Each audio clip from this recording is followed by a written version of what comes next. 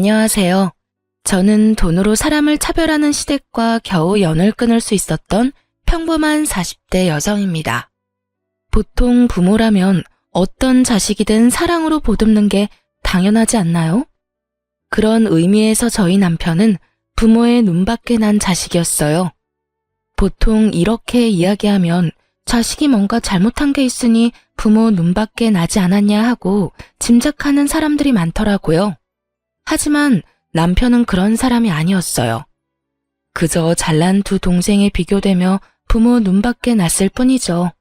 시댁의 둘째 시동생은 대기업에 다녔고 셋째 시동생은 공기업에 다녔어요. 남편만 유명하지 않은 중소기업에 다녔죠.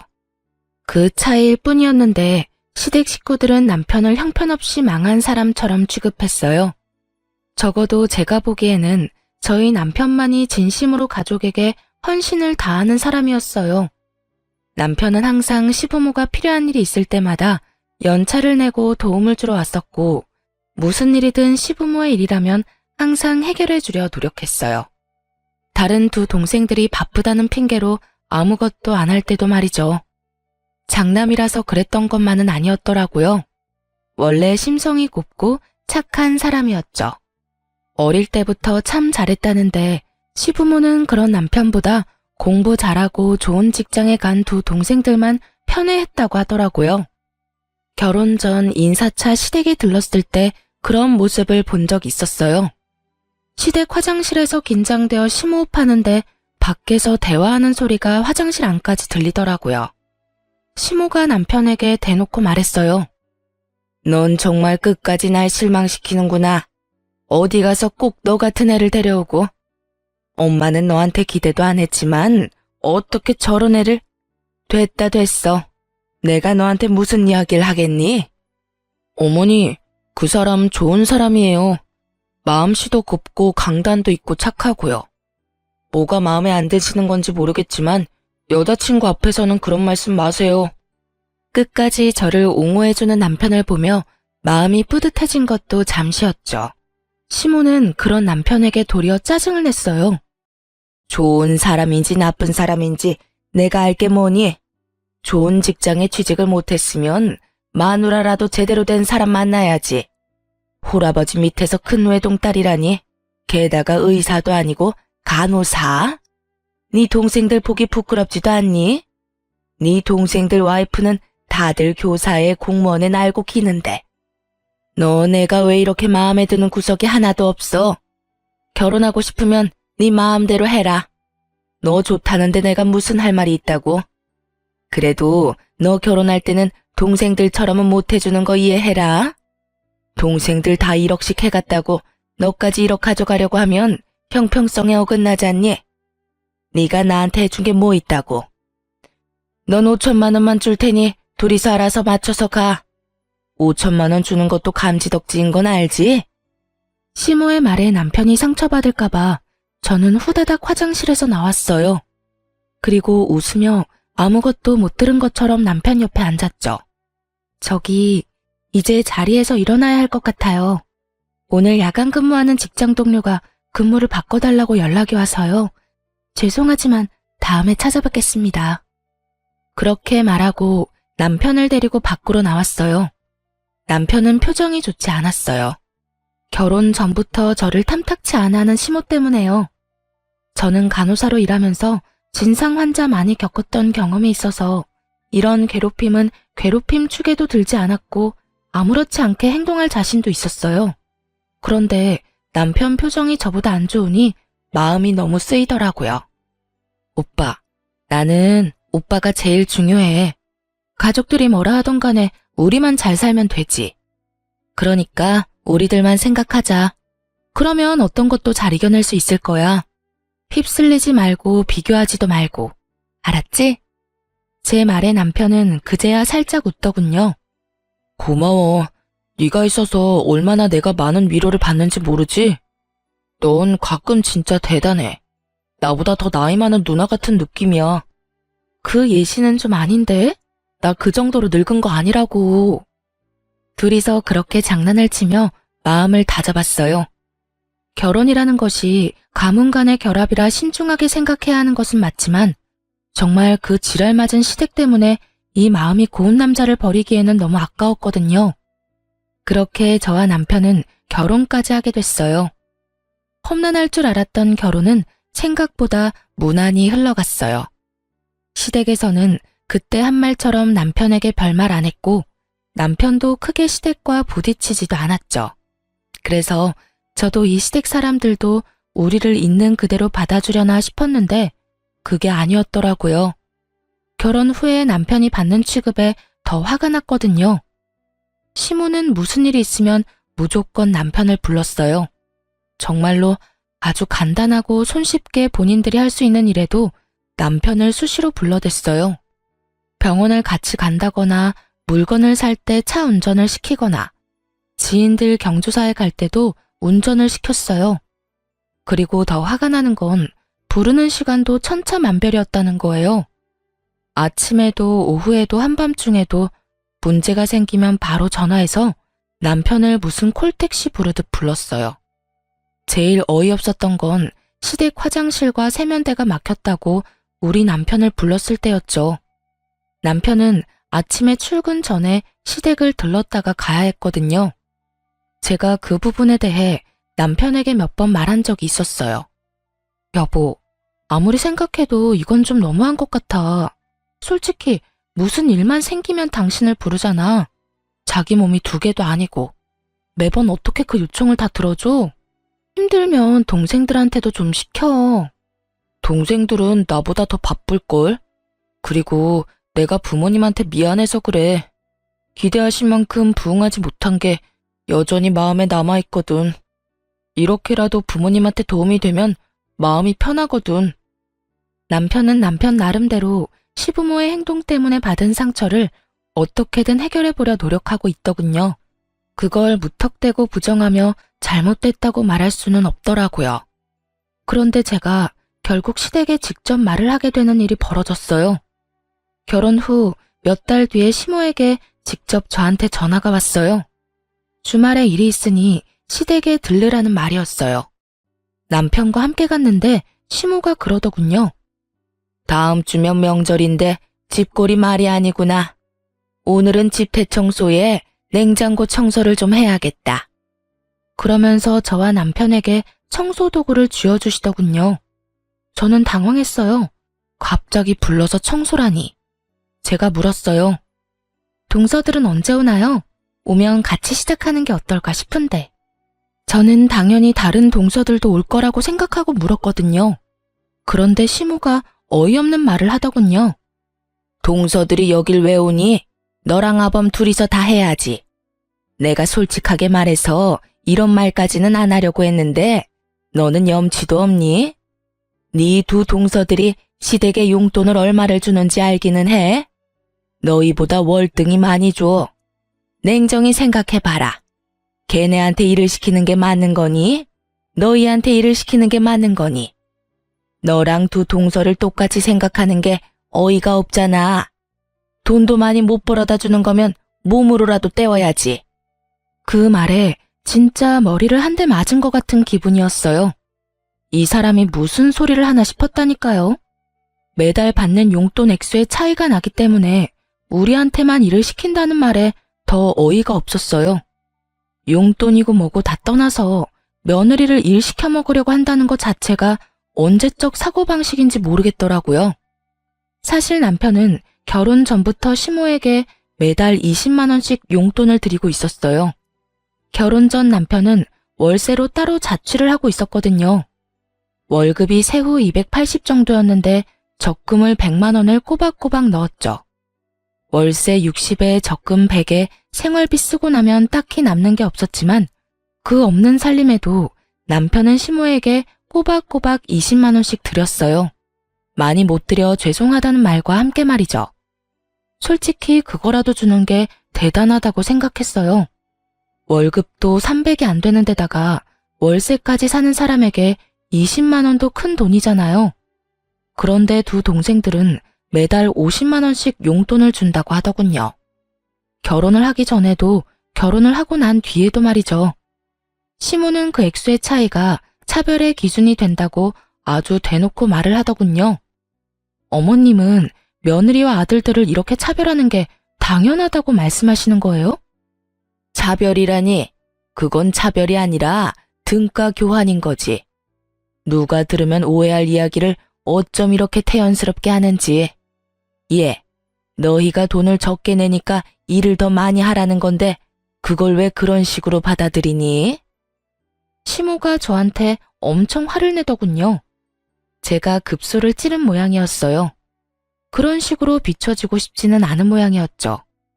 그날 일을 하고 돌아와서 저는 남편에게 말했죠. 우리도 용돈 50 드리자.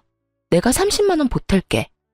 이런 식이면 영영 죽을 때까지 시댁에서 하는 일처리 당신이랑 내가 다 해줘야 할지도 몰라. 당신은 부모님께 더 잘해주고 싶은 건지 몰라도 나는 아니야. 동서가 2명이나 있는데 내가 왜 혼자서 모든 걸 다 감당해야 해? 그리고 내가 만약에 애라도 생겨봐. 내가 그 몸으로 무리하다가 문제 생기면 그때는 어떻게 할 거야? 차라리 처음부터 그런 일 없도록 일 처리하는 게 나아. 내가 보태줄 테니까 그렇게 하자. 제 말에 남편도 수긍을 했어요. 임신을 언급하기 전에는 제 말에 반대를 하려고 한 듯 보였는데 애 이야기에 마음이 돌아섰더라고요. 그럴 수밖에 없죠. 애가 태어나고도 불려가는 거 생각하면 남편 입장에도 힘들 수밖에 없잖아요. 그래서 저는 그 다음 달부터 시모에게 50만 원을 붙였어요. 하지만 시모는 여전히 남편을 불러냈어요. 그래서 전 남편에게 정말로 바쁠 때는 가지 마라고 조언했어요. 그리고 남편을 시켜서 2 동생에게 전화를 하게 했어요. 도련님, 저희 남편 요즘 일이 바빠서 어머님이 부를 때마다 가지를 못해요. 그러니까 도련님이 좀 가주세요. 어머님한테도 좀 신경 쓰시고요. 형수, 그렇게 말해도 저희는 바쁜데 어떻게 매번 시간 내서 시댁에 가요? 난색을 표하는 시동생에게 제가 말했죠. 형은 계속 그렇게 해왔어요. 일하는 거 다 똑같고 형님이야말로 요즘 야근한다고 바빠요. 여태껏 계속 해온 형 대신에 2 도련님이 애 좀 써주세요. 솔직히 이런 말까지는 안 드리고 싶은데 시댁에 더 많이 받아간 사람은 2분이잖아요. 그게 무슨 말이에요? 저희는 매달 용돈도 꼬박꼬박 드리고 있다고요. 용돈은 저희도 드려요. 그런데 결혼할 때 도련님들 시댁에서 얼마 받으셨어요? 제가 알기로는 1억 넘게 받았다고 들었는데 저희는 5천만 원 받았거든요. 그러면 2 도련님께서 더 노력해야 하는 게 당연한 거 아닌가요? 저희보다 훨씬 많이 받아가셨잖아요. 여태 용돈 드린 거 제하더라도 말이죠. 제 말에 틀린 말이라고는 조금도 없었으니 도련님들도 어쩔 수 없이 알겠다고 하더군요. 그런데 문제는 저와 동서 쪽이었어요. 시모는 여전히 저만 부르더라고요. 김장날에도 저 혼자 불렀길래 제가 예전에 말했던 것처럼 시모에게 물었어요.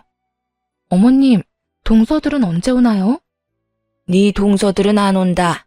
바쁜 애들을 왜 불러?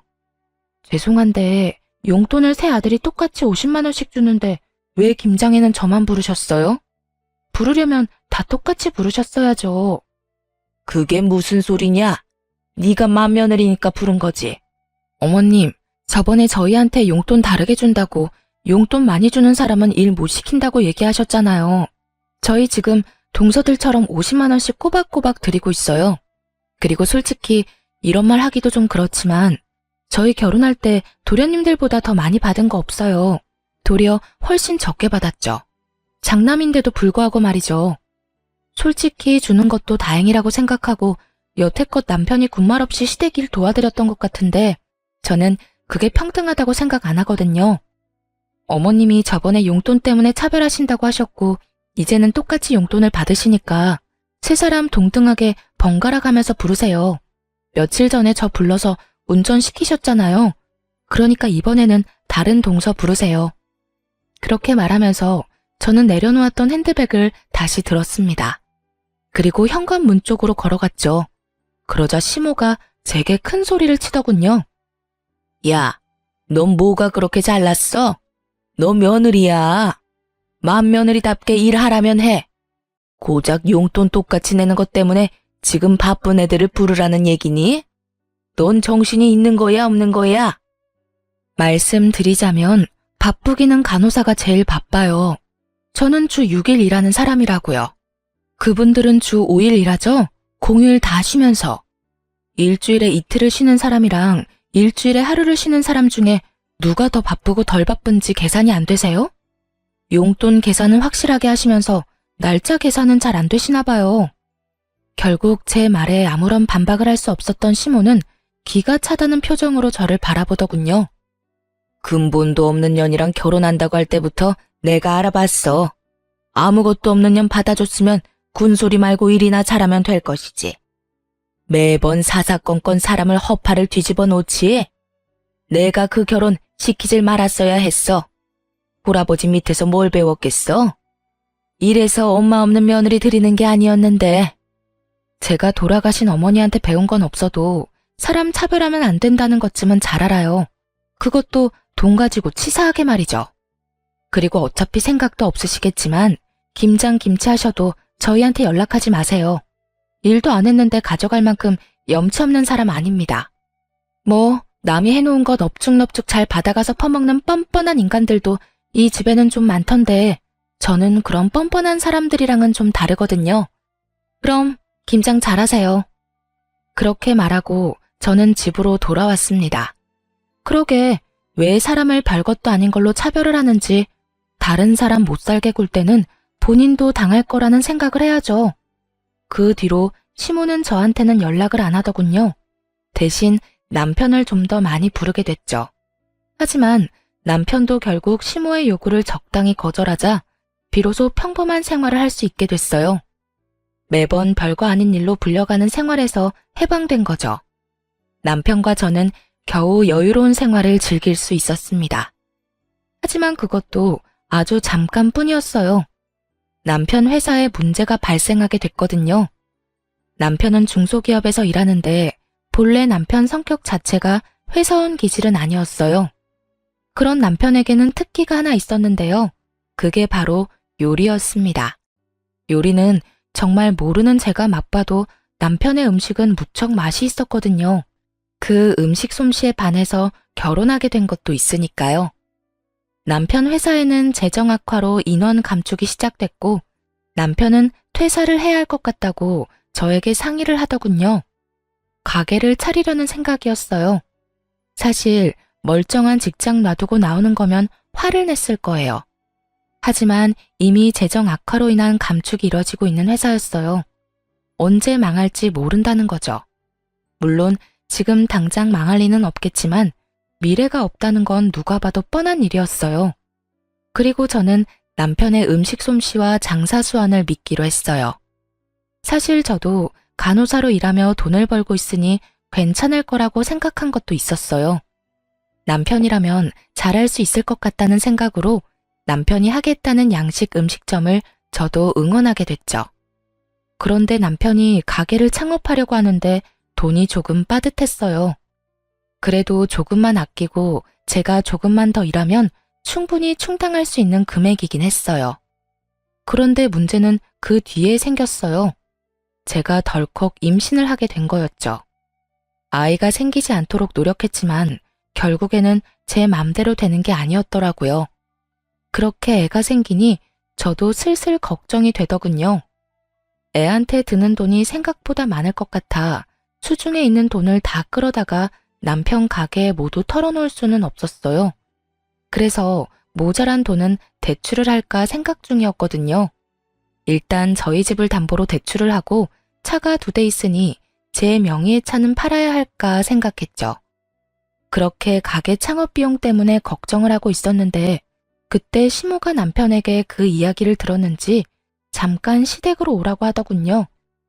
너애 창업할 때 돈 필요하지? 결혼할 때 5천만 원밖에 안 해줬으니까 이번에 가게 창업할 때 5천만 원을 빌려줄게. 대신에 연이자 3%로 빌려줄 거야. 언제든 일시 상환 가능하고. 어때? 어머님 죄송한데 저희는 3천만 원만 있으면 되는데 어째서 5천만 원이나 빌려주시려고 하세요? 너희 가게 차릴 때 딱 필요한 만큼만 돈 나오는 거 아니다? 인테리어나 그 외 다른 변수들이 생기면 어떻게든 돈이 들게 돼 있어. 그래서 조금 더 여유롭게 주려는 거야. 물론 시모가 좋게 이야기를 했지만 저는 당연히 그렇게 받아들이지 않았어요. 이자가 3%면 저희가 은행에서 대출받는 것보다는 더 이득이긴 했어요. 하지만 이제까지의 일들로 보면 시모가 저희를 좋게 생각해서 돈을 빌려주는 거라는 생각이 들지 않더군요. 분명히 뒤에 꿍꿍이가 있을 거라는 생각이 들었죠. 도대체 이 사람들이 무엇을 위해서 우리에게 돈을 빌려주려고 하는 것일까? 그것도 3천만 원이 필요한 사람에게 5천만 원이나 빌려주겠다는 말을 왜 했을까? 솔직히 시모에게 꿍꿍이가 있다 하더라도 이 조건은 저희에게 무척 좋은 조건이었어요. 매달 원금은 갚지 않아도 되고 이자만 갚으면 되며 만기 상환 일시가 정해져 있지 않고 일시 상환 가능한 시점에 상환하면 되니까요. 그러나 저는 뭔가 불쾌한 기분이 들어서 남편에게 그냥 거절하자고 말했어요. 하지만 남편은 뱃속의 아이를 생각해서라도 조금이라도 아껴야 한다며 시모에게 돈을 빌리게 됐습니다. 대신 저희가 원하는 3천만 원만 빌리기로 했어요. 그런데 그 뒤에 시댁이 어떤 생각을 하고 있었는지를 알게 된 거죠. 남편이 허락한 일이기는 했지만 저에게는 거의 반강제로 시모의 호의를 받아들인 기분이었어요. 그래서 찜찜하게 생각했는데 역시나 제 생각이 맞았더군요. 저희 손에 3천만 원을 들려주고는 그 돈을 빌미로 다시 한번 저희를 시시때때마다 부르더군요. 예전과 똑같은 상황이었어요. 마치 집에 식모 하나를 두려는 것처럼 뭔가 필요한 게 있거나 집을 치워야 할 일이 있거나 어딘가 멀리 가야 할 때 꼭 저희 부부를 불렀어요. 솔직히 왜 돈까지 줘가면서 우리를 부려먹으려고 하나 궁금했는데 그 이유는 두 도련님과 동서들 때문이었습니다. 동서들은 불러도 고분고분 오는 성격이 아니었고 애초에 시모도 두 동서를 자기 맘대로 부리지 못하더군요. 겨우겨우 삼형제를 평등한 상황으로 만들어놨는데 결국에는 다시 이렇게 불평등한 상황으로 내몰리게 됐어요. 게다가 그간 저희를 부르지 못했던 한이라도 풀듯이 시모는 임신한 저의 몸 상태도 고려하지 않고 일주일에 2-3번을 불러내기 시작했습니다. 돈을 빌려갔으면 빌려간 값은 해야지. 아무리 우리가 호의로 돈을 빌려줬어도 그걸 당연하게 여길 생각은 아니지.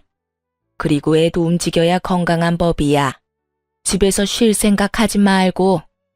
결국 시모의 행동에 저는 참지 못하고 그 3천만 원을 돌려주기 위해 사방으로 뛰어다니며 돈을 마련하기 시작했습니다.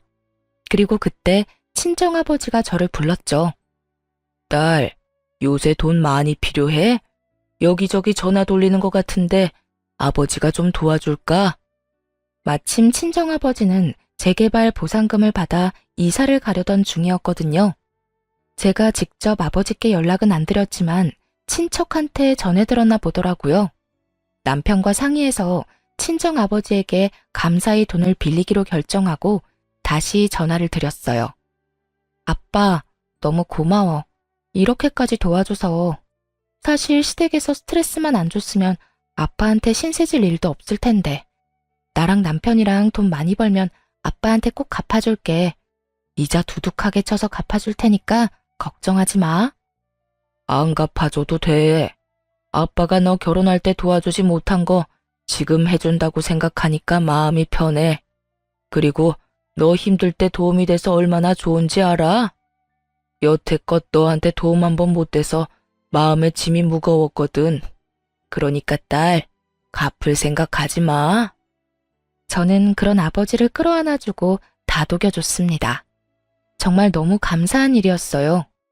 부모의 사랑이라는 게 당연하지 않다는 걸 옆에서 봤잖아요. 시모는 남편을 그렇게 다독여준 적이 한 번도 없었거든요. 저는 홀아버지 밑에서 자랐지만 사랑만은 가득 받았다고 생각하며 저는 3천만 원을 들고 남편과 함께 시댁으로 갔어요. 어머님, 드릴 말씀 있어서 왔어요. 부르지도 않았는데 무슨 일이니? 그래, 차라리 잘 됐다. 온 김에 냉장고 청소도 좀 하고 가렴. 너 좀 있으면 출산인데 출산할 때까지 몸 부지런히 움직여야 해. 그게 아니고 저번에 빌린 3천만 원요. 그거 갚으려고 왔어요. 제 말에 시모의 얼굴이 딱딱하게 굳어가더군요. 이유는 한 가지뿐이었어요. 저희가 돈을 갚아버리면 허드렛 일 시킬 명분도 사라지니까요. 왜 갑자기 돈을 갚아? 너희한테 빌려준 거 천천히 갚아도 된다고 했잖니. 이자가 많이 나오는 것도 아닌데 혹시 너희 대출 받았어? 대출 이자가 얼마나 아까운지 알아? 혹시 대출 받았으면 당장 갚고 와. 이상한 데 돈 쓰지 말고. 그런 거 아니에요. 저희 아버지가 저희 사정 아시고 도와주셨어요. 그러니까 어머님께 빌린 돈부터 먼저 갚는 게 맞는 거라고 생각했고요. 대출 아니니까 걱정 마세요.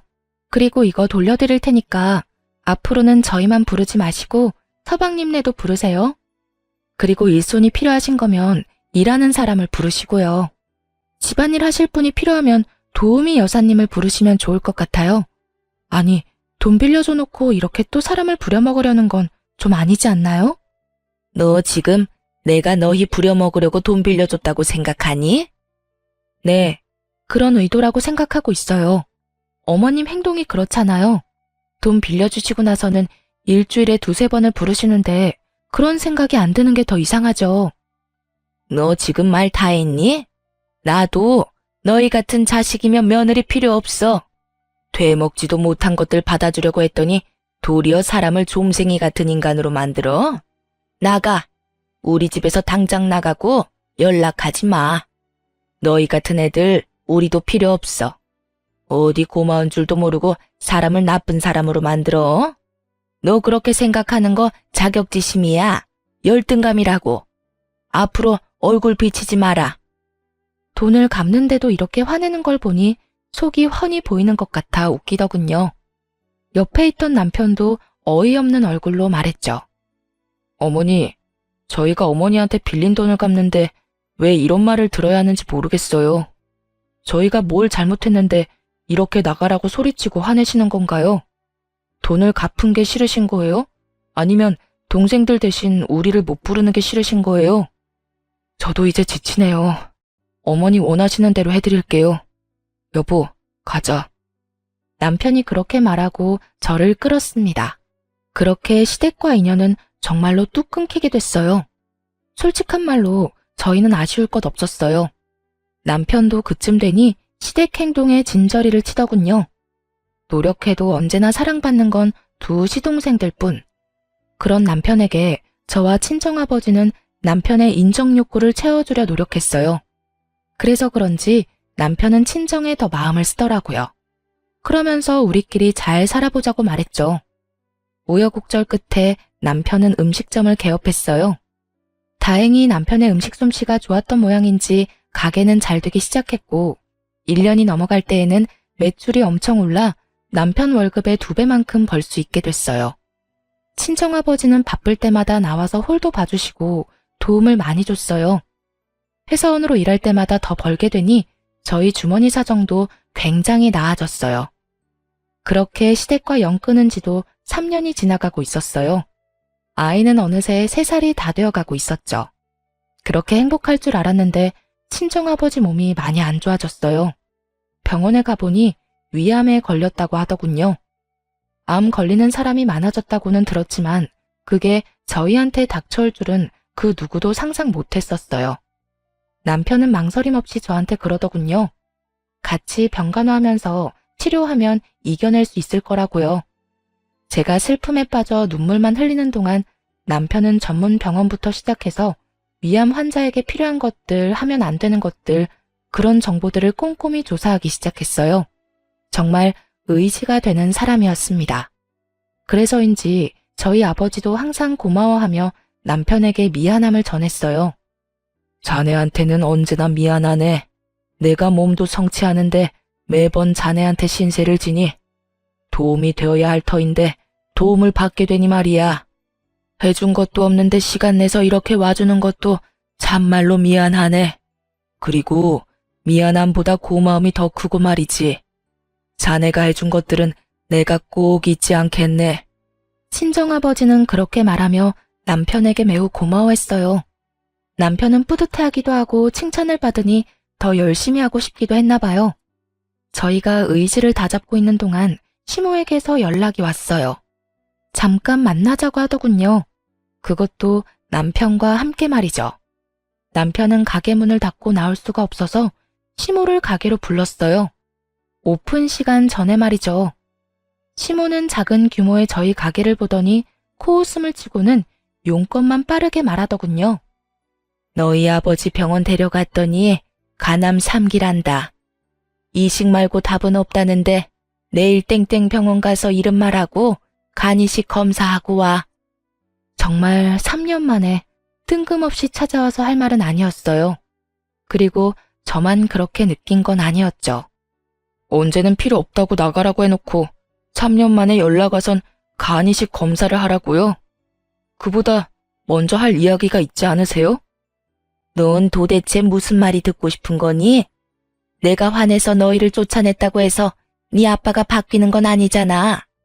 아버지가 아프다는데 이식도 안 해주려고? 그게 아니죠. 3년 만에 만났으면 저희 근황부터 묻고 저번 일에 대한 사과를 하는 게 맞잖아요. 장장 3년을 연락도 안 하고 지냈는데 갑자기 제 간이 필요해서 왔다고 하면 제 기분은 어떻겠어요? 검사는 할 거고요. 그런데 드리고 안 드리고는 제가 선택할 문제죠. 선택? 너한테 선택이라는 게 있다고 생각하니? 너 머리끝부터 발끝까지 나랑 내 남편이 만들어준 거야. 그런 주제에 네가 부모 부양의 의무를 지지 않겠다는 거야? 그럼 처음부터 부양을 할 수 있도록 다른 동생들과 차별하지 말고 잘 키워주셨으면 됐잖아요. 제가 바보라고 생각하세요? 저야말로 두 분이 바라는 인생 만들어드리지 못해서 마음의 비처럼 생각하고 허드렛 일 다 도맡아서 한 거예요. 그쯤 했으면 인정해주고 이해해줄 때도 되지 않아요? 그런데 어머니 저한테 어떻게 하셨어요?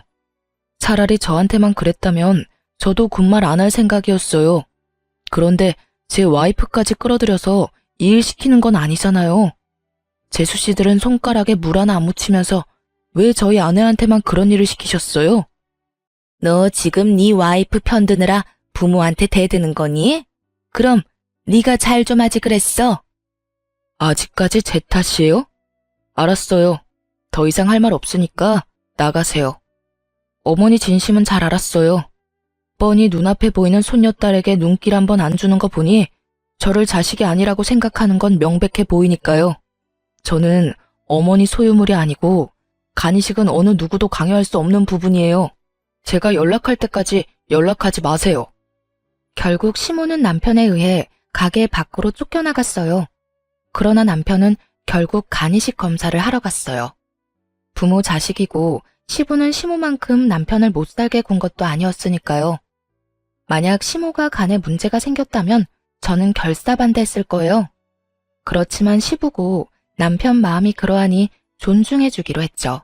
검사를 하러 갈 때는 남편과 제가 같이 갔는데 하필이면 시부를 담당하는 의사 밑에 제 대학 동기가 일하고 있더라고요.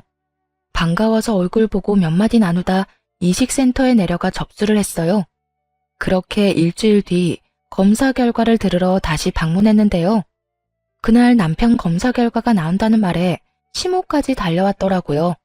남편은 그런 시모를 보고도 인사 한 번 건네지 않았죠. 검사 결과는 부적합이었어요. 저는 속으로 안도의 숨을 내쉬었어요. 장기 이식 공여자는 평생 몸 관리를 해야 하니 좀 걱정됐었거든요. 그렇게 저희는 자리를 뜨려고 하는데 시모가 저를 붙잡으며 말하더군요. 너도 가족이잖니? 너도 검사 한번 해보고 가거라. 어머니! 시모의 어이없는 말에 남편이 저 대신 화를 버럭 냈어요. 어떻게 이렇게 무례할 수 있어요? 화내려는 남편을 자제시키며 제가 시모에게 물었어요. 저한테 하라는 거 보니 다른 두 동서들은 간이식 검사 했나 보죠? 그래, 둘 다 부적합으로 나왔다. 넌 맏며느리인데도 검사를 안 하면 그건 문제가 있지 않겠니?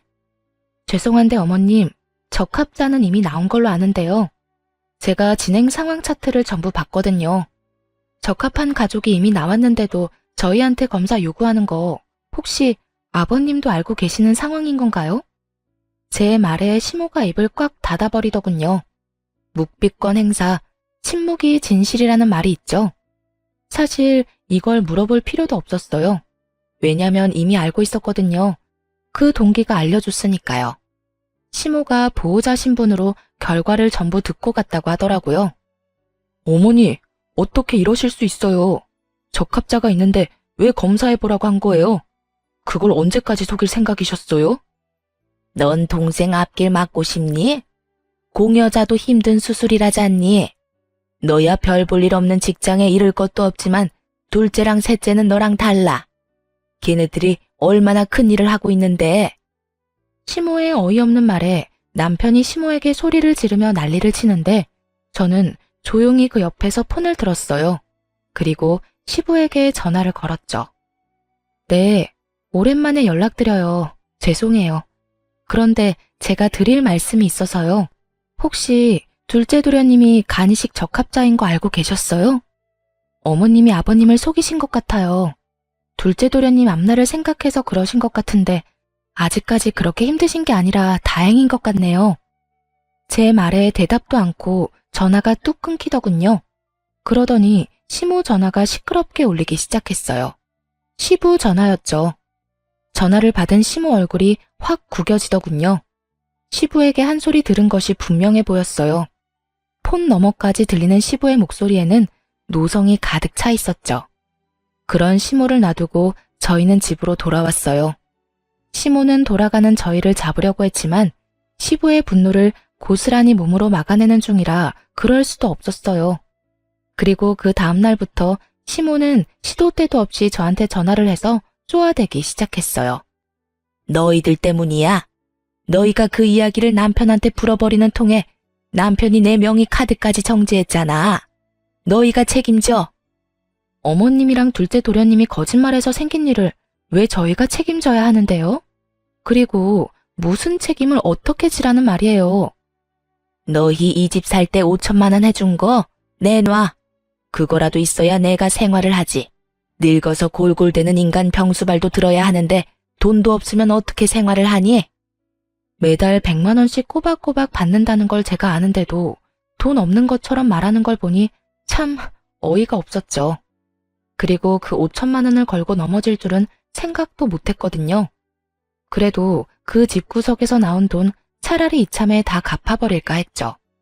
그렇지만 지금 돈 좀 번다고 5천만 원이라는 큰 돈이 갑자기 하늘에서 떨어지는 건 아니잖아요. 그때 제 전화를 듣고 있던 아버지가 그러더군요. 너희만 괜찮으면 너희 집 팔고 우리 집 전세금 합쳐서 좀 더 평수가 큰 집 얻고 남은 금액으로 5천만 원 갚는 건 어떻겠니? 그 이야기에 귀가 번쩍 뜨이더군요. 남편에게 상의했더니 남편은 이번에도 친정아버지에게 신세를 지게 돼서 너무 죄송하다고 하더군요. 아버지는 우리가 보호자로 간병을 해주고 있으니 당연히 받아도 되는 일이라고 했고 대신 자신을 간병하는 일이 힘들 거라 그것만 걱정된다고 하셨거든요. 남편은 그 제안을 받아들이기로 했어요. 그렇게 저희 집을 팔고 좀 더 외곽에 집을 얻기로 했어요.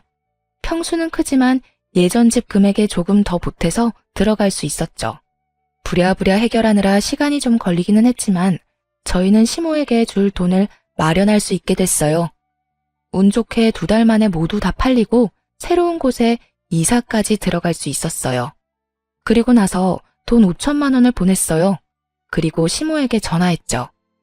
어머님, 돈 돌려드렸으니까 확인해보세요. 그래?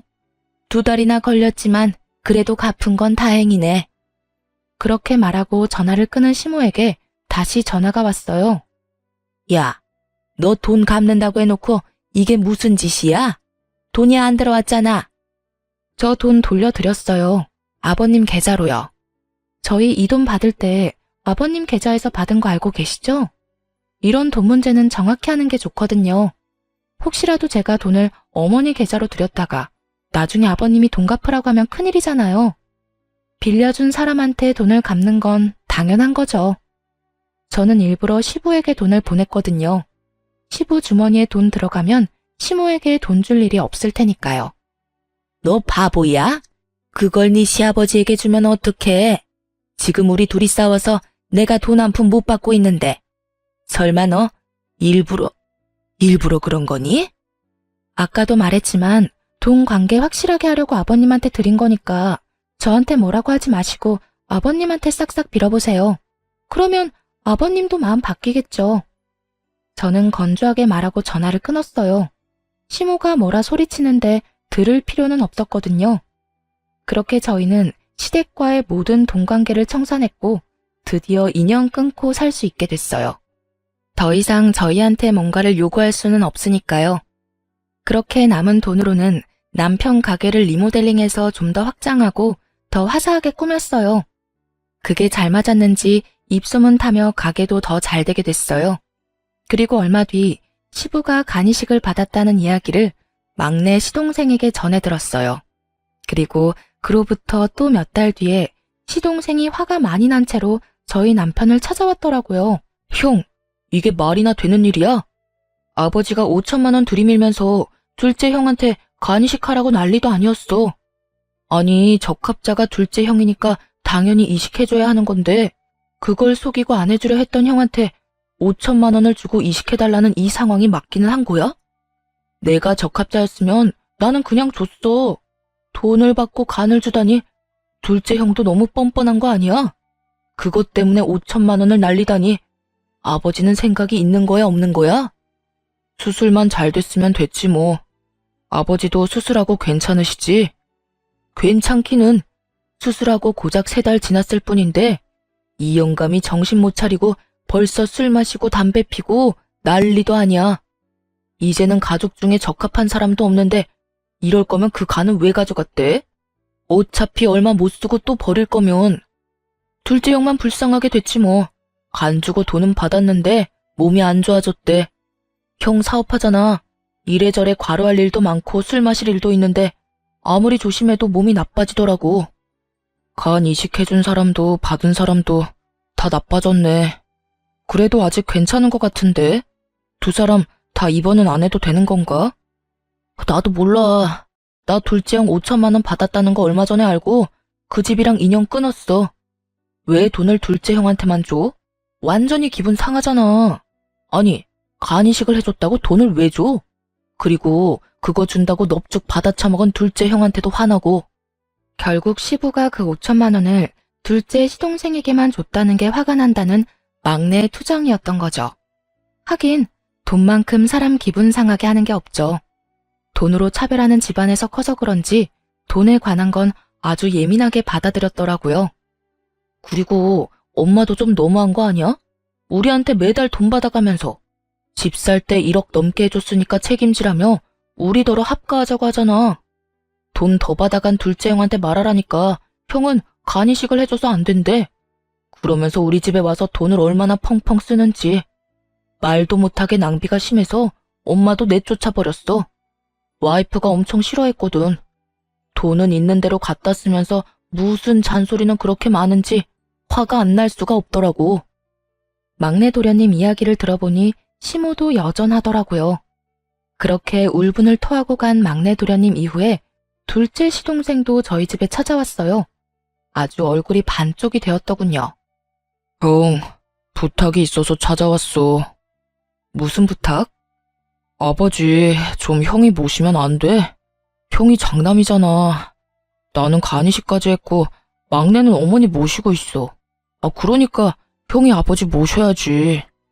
당연한 듯 말하는 둘째 시동생을 보며 아직 시모가 쫓겨난 이야기는 못 들었구나 싶었어요. 그리고 뭐가 이렇게 당당하나 싶은 생각도 들었죠. 내가 장남인데 장남으로 여겨진 적은 없잖아. 이제 와서 네가 장남 운운하는 것도 좀 웃기다. 간이식은 어차피 돈 받고 해준 거지. 막내한테 다 들었어. 그리고 너희 결혼할 때 돈 다 받아갔잖아. 난 그거 다 갚았어. 그러니까 그 돈 갚을 만큼은 네가 아버지 돌봐드려. 돈 줄게. 아버지한테 받은 5천만 원 나눠줄 테니까 아버지 좀 부탁하자. 응? 너 우리 가게 얼마나 잘 되는지 모르지? 그 돈 없어도 될 정도야. 그리고 그 5천만 원 원래 나한테서 나온 돈인 거는 알고 있어? 집 살 때 받은 돈 5천만 원 내놓으라더라. 그래서 돌려드렸는데 그걸로 간을 사실 줄이야.